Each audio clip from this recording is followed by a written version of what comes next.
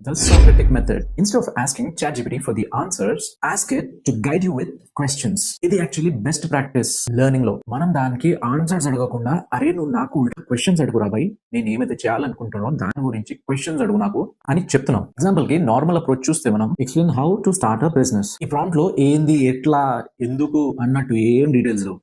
మనం ఒట్టి చెప్తున్నాం how to start a business అని. అదేం చేస్తుంది, అన్ని కలిపి ఒక ఆన్సర్ ఇస్తుంది. కానీ మీ ఆన్సర్ ఉంటుంది అందులో, ఎందుకంటే ఇది వేగ్ ప్రాంప్ట్, అస్సలు ఉండదు. అదే సాక్రటిక్ అప్రోచ్ అయితే, I want to start a business, don't know way to begin, don't tell me what to do, instead ask me questions that will help me figure out my own plan.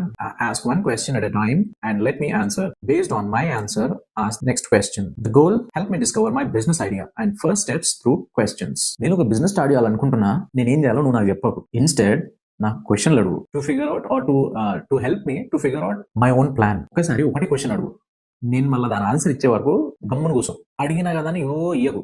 మళ్ళీ నేను ఇచ్చిన answer ని base చేసుకొని నువ్వు next question అడుగు. ఇది prompt తక్కువ, ధమ్కిలా ఎక్కువ.